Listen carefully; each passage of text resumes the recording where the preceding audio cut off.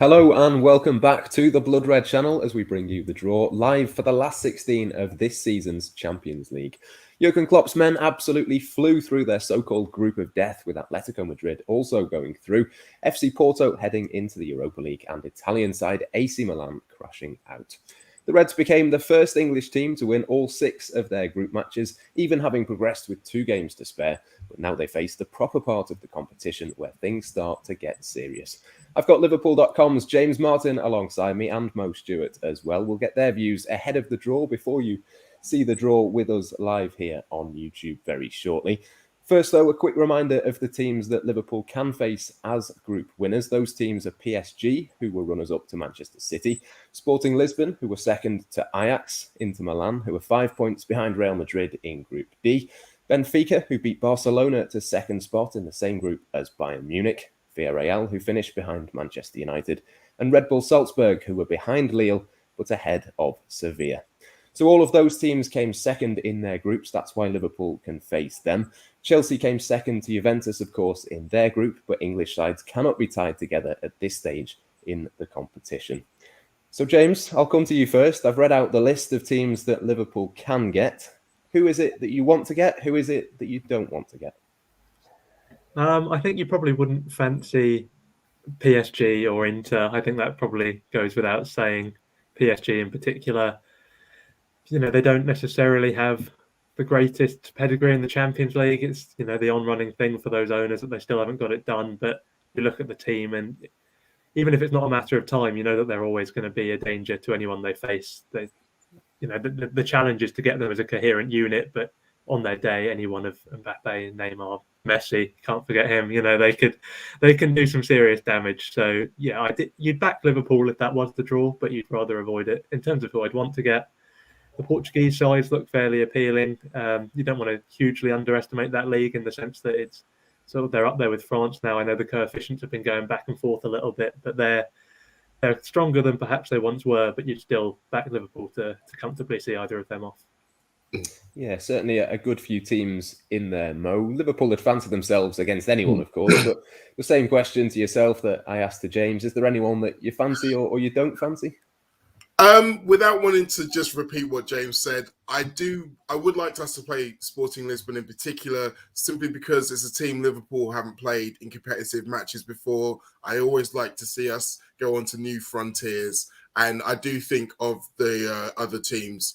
Not only is the Portuguese side probably one we can manage from a quality standpoint, they are also vulnerable to the big January transfer window that happens in between the draw and the matches themselves. So I think that's something else we actually need to think about.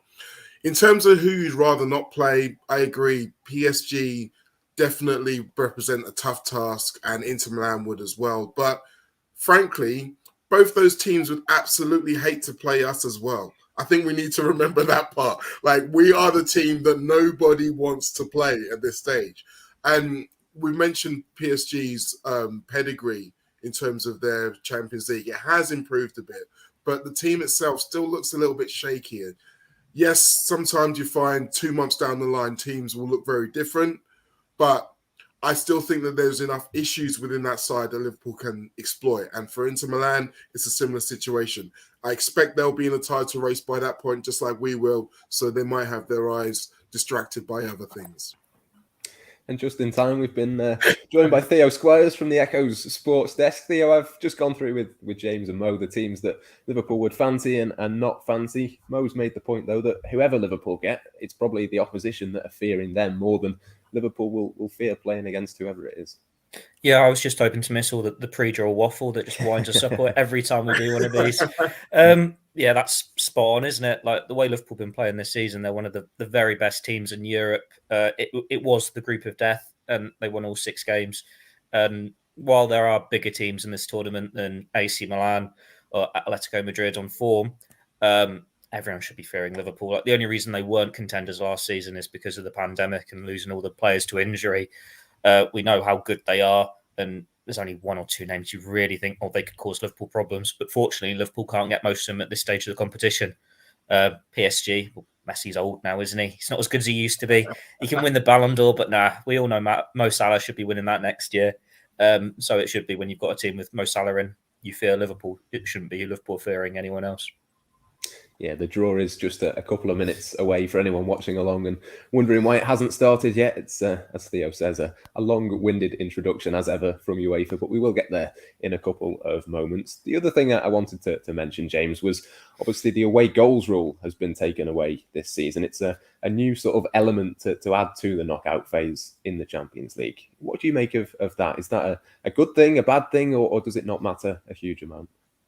I don't think it matters a huge amount. It felt like a bit of an odd one, just kind of making a change for change's sake. I don't think there was that much of an outcry against the away goals rule. It was just an accepted part of the competition. There's, I get that there's arguments either way, and there's some people who think it sort of encourages defensive football in the certain leg, because there's the incentive to just don't concede at home, and then it's you sometimes get some turgid matches being played out, but I don't think that was really borne out. I mean, we've had some of the most exciting Champions League ties in recent memory over the last few years alone. So it seems like an odd time to pull the trigger on that one and make the change. But in terms of what Klopp and Liverpool will be thinking, they'll just get on with it. The task has changed slightly in terms of what's required to win, but ultimately, if you win the football matches, you get through. So that's what they'll be looking to do, as always. Yeah, I think that's it, isn't it, Mo? I mean, when Liverpool score as many goals as what they have done so far this season, whether it's home or away, it doesn't seem to matter a great deal. No, and I think Liverpool are one of the teams who wouldn't be very bothered about this at all. I mean, the only reason I can think that they brought this in is that teams who are obviously away in the second leg, in a game that went to extra time, they would obviously have a longer period of time to score an away goal than the other team. And so some people, I assume, thought that was an advantage. But as James mentioned, it wasn't really hindering the quality of the football we were seeing. So it does feel a little bit arbitrary. But I think Liverpool are looking like they will be able to score against anyone. I believe it's something like 31 consecutive games we've scored in so far. So, like you say, home or away, it doesn't really matter. Liverpool really never go out to set their stall out defensively either. So, I don't think we're one of the teams that this is directed at if they are trying to get more attacking football. We've already got that box ticked. Yeah, absolutely. Well, the draw is edging ever closer. We will bring you that as soon as we get it. Giorgio Marchetti just talking through the permutations, as complicated as they are at this stage. It shouldn't take too long, but we will just be around the corner with the draw. But Theo, we've talked about PSG. We've talked about some of the teams that Liverpool might fancy taking on. There's a couple of names that we haven't mentioned, though. Red Bull Salzburg in there that Liverpool can get. Villarreal as well. I mean, one of those teams you'd fancy Liverpool against, and I suppose it could make a big difference actually in the Premier League title race as well. If Liverpool can get an easier draw in this one, they might be able to get through slightly more easily. It's going to have an impact, I think, on more than just the Champions League, obviously with City and Chelsea being in this as well.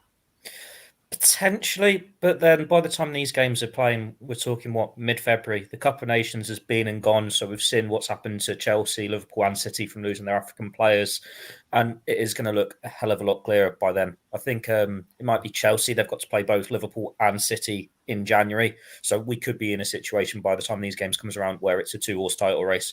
It almost looked like it was a two-horse title race this weekend until Chelsea got that last-minute penalty, and it looked like they might be starting to drop off. But whilst they're all very much in it now, it is going to be, I reckon, different by February. That's when you'll have two sides emerging. Looking at it, you'd imagine Chelsea are going to get the hardest draw here. Obviously, they finish runners-up in their group. I think I've been seeing that Real Madrid, Chelsea is the most likely draw if you're doing all the predictions for this. So watch them go and get an easy side like they seem to always do. I'm guessing City, that slightly get a better chance of getting an easier draw than Liverpool just because they can't get PSG. So the toughest for them will be Inter Milan. But the three English teams are three of the strongest teams in Europe. We've been saying Liverpool shouldn't fear anyone. Neither should City. Neither should Chelsea. Chelsea are the European champions.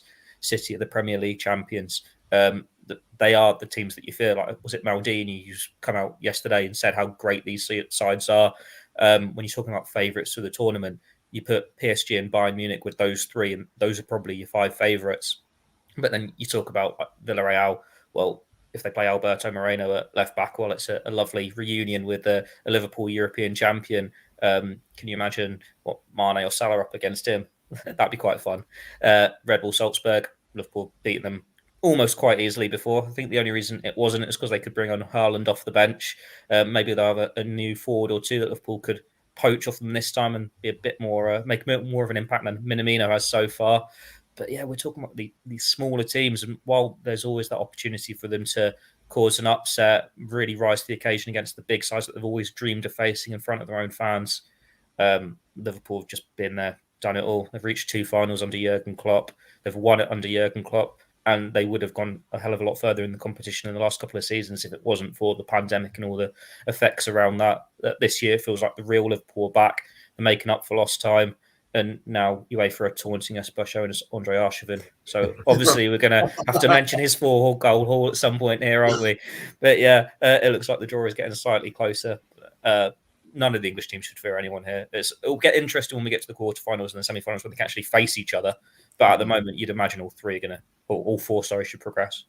Yeah, absolutely. That could be a big one, couldn't it? A Chelsea City semi-final or a Liverpool Chelsea semi-final as the Premier League title race continues. I mean, that would be really, really interesting. But Theo mentions there, James, about Liverpool maybe not going as far last season as what they would have liked to for obvious reasons. Of course, going out to Real Madrid, that can happen even at full strength. But do you think that adds to the fact that they will want to go even further this season in the competition? Will that make them even more determined to make sure that they get as far as they can in this competition?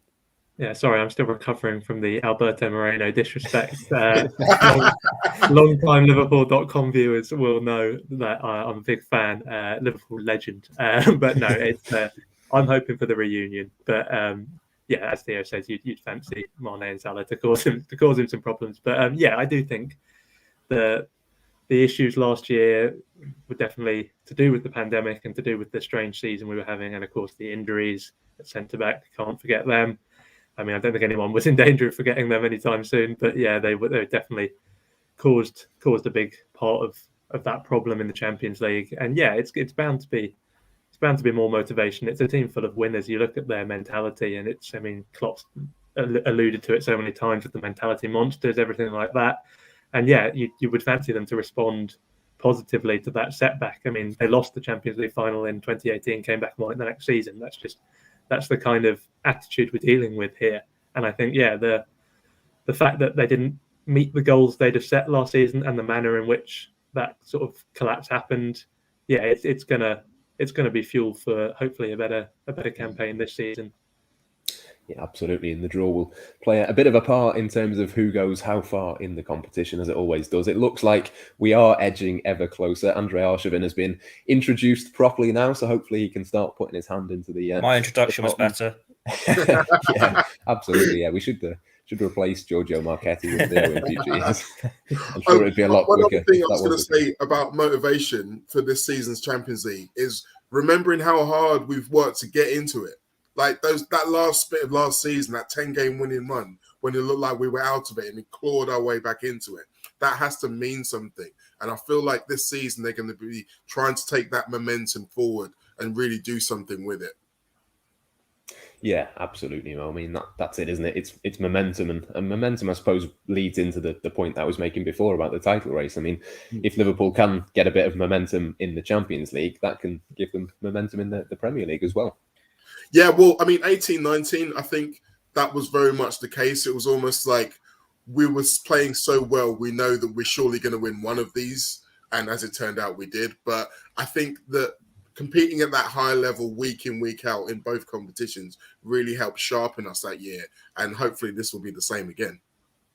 Yeah, absolutely. I know I keep saying it, but we are ever closer to the start of the draw. UEFA doing the typical thing. At least it's not going to be quite as long as what the group stage draw is. That usually takes about an hour and a half, but we should be getting started very soon. Theo, any sort of last thoughts before we do move into that draw? We've said it plenty of times. Liverpool shouldn't fear anyone, but I suppose the rest of the draw would be quite interesting to look at as well. Is there any ties that you'd quite like a Man City or a Chelsea to come up against? My first thoughts are these guys' eyes are terrifying, popping out of his head here. But looking at the draw as well, it's also, I'm trying to get my head around it because obviously we're watching on mute. And you see the little bowls with Liverpool's name on and the team's name on. Normally, I mock UEFA for explaining how these Champions League draws work every time because we've already done it year after year. We know how they work, but this looks a bit different. But maybe that's because I haven't been paying attention too much in the last couple of seasons. But yeah, Well, going back to what you were saying about the title race, I suppose when you've got these 3 teams in England challenging for all these honours, it will come to the stage the next calendar year where maybe if one of them's dropping back in the Premier League, they focus on the Champions League. I think we saw that from Chelsea last year, didn't we? That was the reason Liverpool finished third. They finished 4th.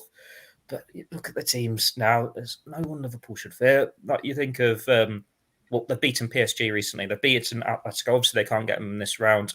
Inter Milan they've beaten in the past, and while they're Italian champions, they're nowhere near as good as they've been in the past. This is the best there is to offer. No need to fear. And now we've got the first ball, so I'll shut up and let you take over, Matt. Yeah, the first ball at long last is being drawn out. This is from the runners-up ball, if my eyes are not deceiving me, and it's Benfica that come out first. So wouldn't be the worst draw in the world for Liverpool to face someone like that, James. I mean, it's a decent team, Benfica. We shouldn't disrespect them, but, wouldn't be the worst one. No, you take it for sure. And not the first draw out, get it out of the way. Winnable tie, absolutely. you take it. Yeah, UEFA doing the classic thing, as Theo says, of overcomplicating this draw, taking balls from 8 different pots to work out who it might be. Andrei Arshavin just unscrewing the ball now, so we're a couple of seconds away from finding out who will face Benfica. Mo, I'll come to you on the reaction to this, but I'll just see who it is before we do so. And it's Real Madrid against Benfica, so an interesting tie there. It is an interesting tie. I think Real Madrid will fancy their chances for sure. I believe they'll have some former Benfica players still within their ranks, so there'll be some people going home to a certain extent. But again, it's one that Chelsea will be very happy for because it takes Real Madrid off of their board. So now they're down to 3 options. And I think in terms of being able to trace where Liverpool might go next, that's probably the biggest thing at this stage. Yeah, absolutely. Villarreal, the next ball out of the hat. So again, one that Liverpool can face. Again, the usual overcomplication of taking the balls out of the hat will delay us a little bit. But Villarreal and Alberto Moreno, James, the next one out of the hat. I'm sure you've got your fingers crossed. Oh, you have? Yeah. As well. Yeah, we are about to find out who will face Villarreal.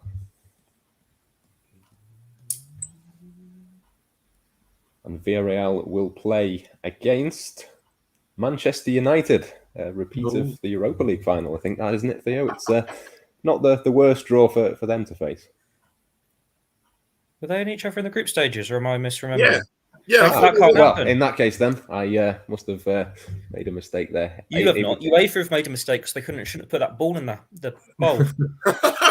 You mean they did? I think the look on Andrei Arshavin's face would suggest that was the case, but Manchester City the next ball out of the hat. So I think it possibly is Villarreal against Manchester City. Yeah, it is.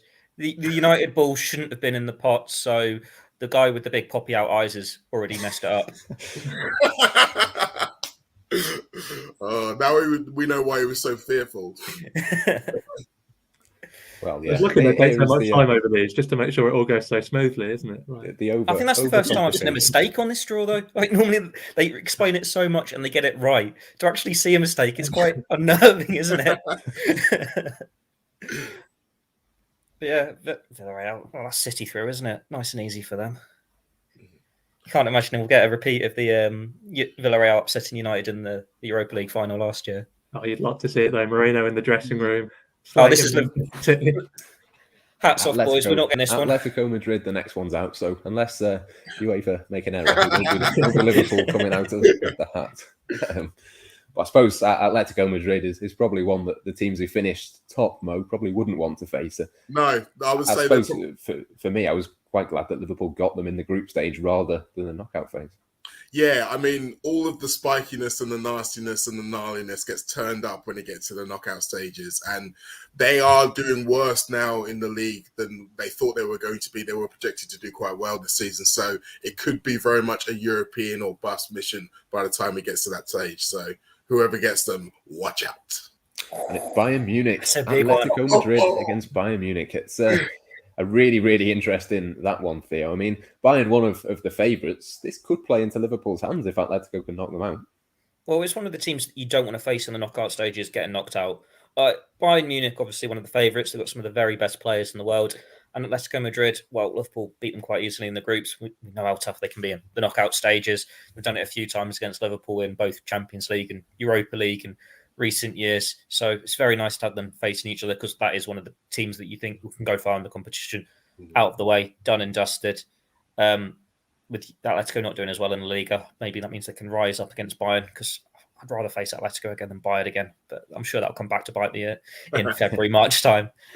Yeah, always a difficult one to predict, isn't it? It's Red Bull Salzburg next, which, if my calculations are correct, I think is a 1 in 4 chance that Liverpool could get them at this stage in the draw. So Red Bull Salzburg, the ones to come out next. Andrei Arshavin just about to unpack that ball. And it is Liverpool, Red Bull Salzburg. James, your reaction to that? Well, my reaction is we'll have plenty of transfer pieces that we can do in the coming weeks and months. Lots of potential targets for Liverpool that have been mentioned in recent times. But yeah, it's an interesting proposition for sure. They're an interesting team. They're a well-run team. We all know that Liverpool like how Red Bull run their football model. They've got good recruitment going on. They identify good young talents, and they gave us a game last time we faced them, came out on top, but just about it's a very different team now, as we alluded to earlier. But there's still some dangerous young talents in there, and talents who we'll probably see not at Red Bull Salzburg in a season, 2 seasons time. And yeah, they're a dangerous proposition, but one you'd be happy to draw at this stage in the competition, I'd say. Yeah, it's not a great distance to travel either, Mo. It's a decent draw, that one, I think, for Liverpool. Yeah, and Salzburg's a beautiful city. I was actually quite jealous of those who got to travel to there last time for the game. So I might see if I can get myself a little ticket for that one. But in terms of the game itself, I think James is correct. They are going to be a well-organised side. They're going to be a side who are streets ahead in their league. So they're not going to have any other distractions other than playing against Liverpool.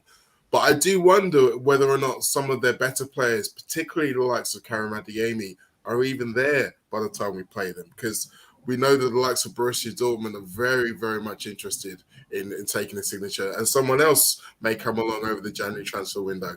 Although this does mean it's less likely to be Liverpool, to be brutally honest. I think it's fair to say they would be quite foolish to sell him to us at this stage. But then last time around we played Red Bull Leipzig and we beat them quite handsomely. So I would expect us to be able to do the same to Salzburg. Yeah, similar situation, I think, to Ibrahima Konate. Liverpool probably would have quite liked to get him in January, but maybe Leipzig weren't particularly keen to move him over there. So the next couple of draws have come out, Theo. It's Sporting against Juventus. Was that one that just came out there? Yeah, Sporting Juventus and Inter Ajax.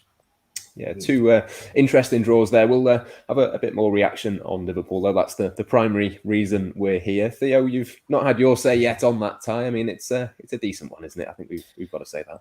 Yeah, it could have been a hell of a lot worse. Salzburg, you shouldn't really fear them. I think the reason they lost their star players a couple of years ago in January is because they were knocked out, weren't they? So they impressed against Liverpool, Napoli, and this in the group stages, and then everyone snapped them up. So it might be a little bit more chance of them hanging on to them, but you look at the squad and it's not as good. Like Adeyemi is the star name there, but you're looking at what maybe Aronson's the next one that might be snapped up, and it's still that you feel like they need a bit more time with the Austrian outfit. It's not like the Hungarian lad. I'm not even going to try and say his name because I know I butcher it horribly. And Haaland, Minamino, Chan, like they all were ready to move on. They were all making big impacts against the top teams. Like Salzburg feel like they've got another step in them, another season before that will happen. But it's what Liverpool wanted, because you think you can go and you get a nice first leg out the way, win 2 or 3-0. Granted, it's not going to be away goals, but there's the opportunity there to get the work done early and then change a bit for the second leg at Anfield. They should be in the quarterfinals. Like it's not in recent years where you think Real Madrid in the quarters could get knocked out, Atletico Madrid could get knocked out. Bit boring facing another Red Bull team, but I'm sure that'll give Michael Edwards a last chance to whisper sweet nothings in their ear to keep that relationship going. We'll get Julian Moore to carry it on. I've just seen the last one. That's a mouthwatering one, isn't it? PSG United. We'll take that all day long. Yeah, a really mouthwatering clash, that one, isn't it, James? And Chelsea against Lille as well. We spoke about the title race early on. It seems like Chelsea have got a very, very nice draw for themselves there. they've lucked out there. It always seems to be the way the teams who mess up in the group and manage to finish second, they somehow manage to blag themselves a favourable tie for their troubles. That's the problem because it's not. The seeding is done based on where you finished in the groups, and when it's such a relatively short group stage, there's always going to be upsets where big teams finish second and not so big teams finish first. No disrespect to Lille, I know they're the league champions, but it's been a bit of a come down this season. And I was saying to Mo before we started recording, they were very much in the Europa League group of the Champions League this season, so they didn't have to do too much to progress. Yeah, Chelsea, heavy favourites there, and much like us with Salzburg, you'd imagine they could dispatch them fairly straightforwardly, maybe even make some rotations for the second leg. So yeah, in terms of the title race picture, if, as Theo said, if they are still in it at that point in the season, then they'll be hopeful that this will help sort of maintain that charge. It's interesting looking at their squad, isn't it? Because you think there's a few players there who've been linked with Liverpool, like Jonathan David, Renato Sanchez, even Sven Botman. Like, I know we can write him off now because Liverpool sorted that centre-back problem quite emphatically. But the other two, there's always that debate of, are they ready to make this move to England? You go to Stamford Bridge and you put in a good performance against Chelsea, that's going to grab scouts' eyes. It's different to when you only have to play PSG in France. It's a big chance for these players. Like, they might not carry on in the Champions League. This could be their season in Europe over. But if they make a good claim for themselves at Stamford Bridge against the European champions, then maybe it would be enough for Liverpool to go, you know what, we'll take Jonathan, or we'll try and get Jonathan David in the summer, or Renato Sanchez, whether you still believe they need a Gini Wijnaldum replacement or not. He was one of the big names tipped in the summer, wasn't he? But that's what these knockout stages are going to be like for these smaller teams. It is the chance to go, yeah, we are ready to make that step up. We are a lot better than the players we're playing with. So Liverpool might only have Adeyemi to look at, but there are a few teams like that, like Sporting Lisbon will have players like that. Benfica will have players like that. I suppose it's what European football is all about, isn't it? When you have these stages, it's the chance to have those upsets against the bigger names. These players make the names that you remember forever with their big moments. And then we'll get to the proper Champions League football with the last 8, last 4, when it is just powerhouse after powerhouse with European titles galore between them. Yeah, absolutely. Ajax along a similar line as well. I'll let you come in, Mo, and then I'll read out the draw in full for anyone who's joined us late. I was just going to say, the interesting thing for Lille is that having a draw like Chelsea might actually persuade some of those stars to stay in January.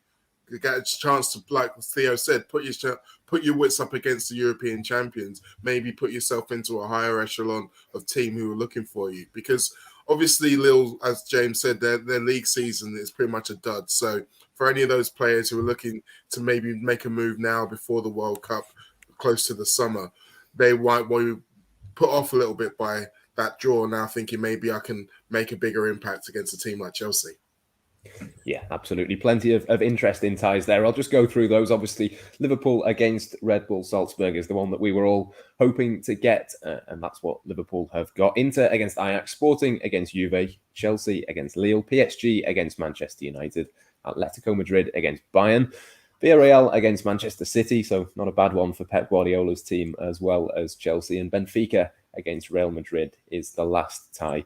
James, I'll come to you for the final word. Is there any tie that stands out to you? I think Atletico against Bayern is one for me that stands out. Is there any other games or anything else that you've taken from this draw? Messi versus Ronaldo. Yeah, I mean, it feels scripted, doesn't it? Especially with the error when Manchester United came out too early. It all feels a bit dodgy. But yeah, the Messi Ronaldo, whether it's I'm sure it's not it wasn't on purpose, but it felt inevitable. And yeah, that's what we've ended up with, that kind of irresistible narrative. And I mean, from a Liverpool perspective as well, it gives a pretty strong chance that United are going to be in a spot of bother. I mean, who knows what they'll look like by that point in the season. Rangnick will have had his chance to implement his ideals a bit more, but does he have the squad to implement it? Will the squad be the same post-January? There's so many unknowns. It's hard to assess the tie too much, but just in terms of the pure theatre of it, it's going to be a good one. Let's not forget PSG knocked them out. I mean, sorry, Man United knocked PSG out when Oli was there, wasn't it? So it's going to be a revenge mission for PSG, which means I hope that they're going to rack up about 12 goals on aggregate, and we're going to see some really fantastic football. Or the reverse of that, of course, is that Ralf Rangnick wins the game and gets a long-term deal at Manchester United. So we'll see what happens. That just about brings us to the end of the draw. Then Liverpool to face Red Bull Salzburg in the next round. The first leg will be away from home. The second leg will be at Anfield because the Reds won their group, so that is their reward. The first leg scheduled for the 15th, 16th, or 22nd and 23rd of February. The second leg's on the 8th and 9th, or 15th and 16th of March, and we should know in a few hours which of those ties are going to take place on which of those days. We'll have all of the analysis of the tie nearer the game, of course. Plenty more football over the next few months to play before then. Make sure you keep checking out the Echo site, liverpool.com, and all the rest of our Blood Red content as well. We'll have the Blood Red podcast a little bit later on this afternoon. That'll give you even more reaction to this draw, plus reaction to Steven Gerrard's Aston Villa, and a preview of Newcastle United, which is to come on Thursday. Until next time, though, from myself, Matt Addison, from Theo Squires, James Martin and Mo Stewart, thank you very much for joining us for this Champions League draw, and we'll catch you next time.